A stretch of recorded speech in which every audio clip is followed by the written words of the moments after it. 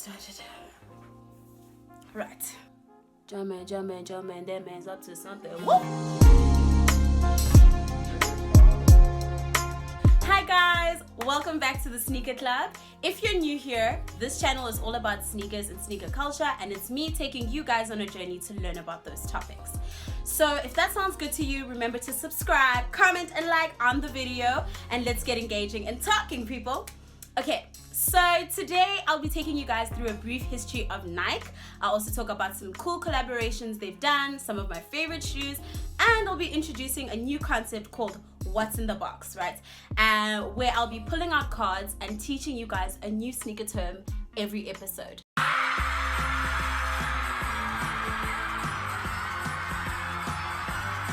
So this video, well, actually this series in general, is the Get Kicked series, and I really want to make it a bit more educational than kind of entertaining, because I really want you guys to capture the heart of these brands and really understand their relevance and importance in sneaker culture. Okay, so if you are like me and you've been pronouncing Nike as Nike, you're actually pronouncing it wrong. It's actually pronounced as Nike. Yeah, so yeah, I think we all need to jump onto that. I didn't know that until very recently, but it's also like very difficult to unlearn because I feel like everyone pronounces it as Nike, and it's very rare to bump into people that pronounce it as Nike. But yeah, that's actually the correct pronunciation. Nike was actually founded in 1971 by Phil Knight and Bill Bowerman and is named after the Greek goddess of victory. I feel like the name is actually so fitting because now currently they're standing as the world's biggest sports equipment, footwear and apparel brand. To actually put their popularity into perspective, in 2016, Nike was selling 25 sneakers per second. Just think about that. And on top of that, they own Jordan and Converse. I actually didn't know this. I actually learned it while I was researching, that they actually own Converse, which I was like, what? Their logo is actually known as the swoosh and was designed by a lady named Carolyn Davidson. So Nike has worked with quite a few notable names across different industries when it comes to collaborations. Examples are like Travis Scott, Kanye West, Drake, LeBron James, Kobe Bryant. I mean, like, just think of people who are at the top of their game, and I feel like Nike is probably like collaborated with them if you think about it.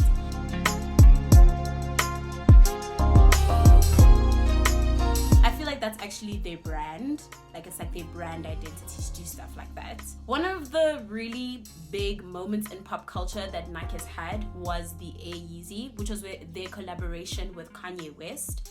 If you've never heard of Air Yeezy, you should look for a shoe called the Red Octobers, right? They're probably one of the most expensive sneakers right now. It came out, and even the shoe that he created, the prototype, he wore it to one of his Grammy performances, and that shoe sold for $75,000. I think one of the most notable collaborations though for Nike is definitely Michael Jordan. Oh my God. Whose collaboration ultimately became a signature brand that we know now as Jordan. I feel like when you think Nike, you think Michael Jordan. Like, immediately, it's just like So the Jordan collaboration started off with the Chicago black toe that was designed by shoe designer Peter Moore. What's interesting about the Jordan brand though is that it has two different logos, right? There's the Jumpman. The Jumpman, you'll usually find it on the more modern silhouettes like your Jordan 3s and 4s.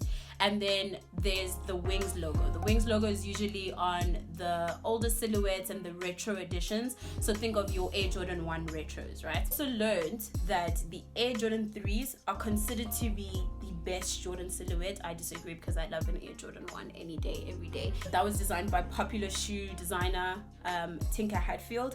You guys should really look him up. He's designed a lot of shoes that we love today. One thing that I really love the most about Nike is the fact that they're constantly like innovating, like they're redesigning silhouettes and redesigning the way you see and think about sneakers, and I really love that about their brand. Like, a lot of their work was created with fitness in mind, but eventually it's made its way to the street style world. So if you guys watched my first video, you would have heard me mention something called Nike Flyknit material or Flyknit shoes. And I'm actually going to talk about that. What's cool about the Nike Flyknit material is that it was launched at the 2012 London Olympics for their athletes, and it was basically a shoe that was designed with the thinking of making it lighter and better fitting so that it can allow an athlete to perform at their best. Material is really known for how breathable it is and how like light it is. I have 2 Flyknit shoes myself, and I can attest to that. I mostly use my Flyknit shoes for fitness, like if I'm doing like exercise. I mean, when I decide to be a fit person every, I don't know, 2 months. And then I also use it for when I have events or days where I'm going to be on my feet for long periods of time, because it's actually very comfortable. I'll actually show you guys my shoes. So these are my Flyknits. I have the free runs, and I've got an Air Huarache Ultra. That name always dribbles me. Okay, but yeah, these are my Flyknit shoes. These ones I usually use like when I go hiking or if I'm doing like fitness stuff, because it's incredibly comfortable. And then these ones I usually use like if I'm having like a chill day, like a very casual day at work, or I want to be like just really comfortable but look stylish. I usually wear these. Something that I also love about them is that they're like really easy to clean. Usually if I've had like a really hectic day in them, I usually throw them in the wash and they come out clean as new. Another example of how innovative Nike is the React foam. It was actually launched in 2017 also as a concept to improve performance and running for athletes. It's known for how lightweight it is and how comfortable it is. One of the shoes that is actually designed with this foam, I think it's called the Nike React Element, if I'm not mistaken, was actually voted the best shoe of 2018 by this other popular streetwear blog called High Snobbity. I think I pronounced it correctly. I really feel like people should have like little pronunciation tags for your brands, like so that we do it right. You know what I'm saying? I would like to see it.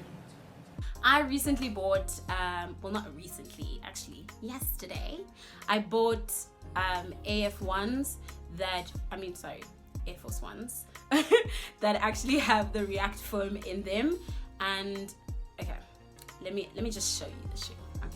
Okay, so these are my React Air Force Ones that I just bought. And let me tell you guys, if you have Air Force Ones, you will know Air Force Ones are heavy, okay? That shoe is very heavy.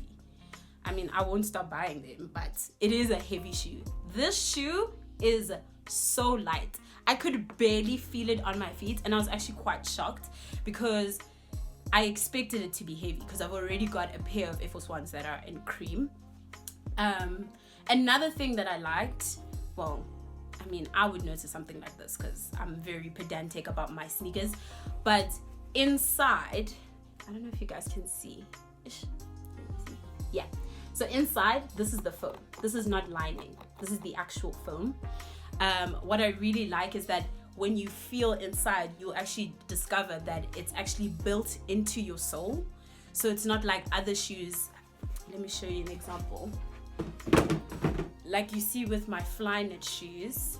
Let me try and show you guys. The lining comes out.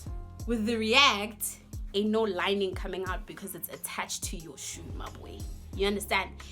That tells me that like you're not gonna have a problem with thinning and aging over time because it's not like separated, you know what I mean? Like it's one thing. Some of my personal favorites when it comes to Nike is the Air Force One, Air Jordan 1, Air Jordan 4, Air Jordan 11 Concord colorway. Guys, if I can get a Concord, yo, I know. That's when I'm at the top now. Like, kitobile. Like, because that's a classic. That's a classic. Like, I need that shoe. If any of you are thinking about what to get me for my birthday, Air Jordan 11 Concord. Thank you. Appreciate it. What else do I like?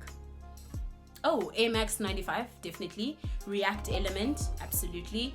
The Rinks, I don't know if I pronounced that once.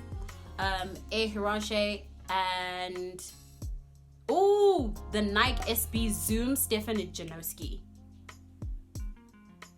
Classic. Time for what's in the box.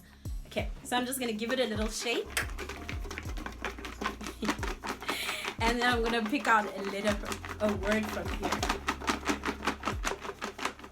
Okay, I think this is fine. I feel like I'm shaking my own body now. Let's see what we pick. Okay. If the handwriting looks whack, it's my handwriting, ne? Okay, I don't know if you guys can see. Aha! Oh, that's interesting. Okay, today's term is kicks, which is a term referred to shoes or sneakers, right? If you want to learn more about Nike as a brand, I suggest that you read the book Shoe Dog by Flyknit, the actual founder of Nike. I would also suggest that maybe you watch the Last Dance documentary on Netflix. It gives you a bit of the taste of the Jordan brand. Also, my friend has an amazing blog, The Heavy Report. You should check it out. I will put all of the links below so that you guys can go and watch and learn more. That said, kids, we are done. You just got kicked. Thank you so much for watching the video all the way to the end. If this information that I provided today was very helpful and if you enjoyed the episode, I suggest that you subscribe, like, switch on notifications, all of that shebang, and we'll be back for our next episode.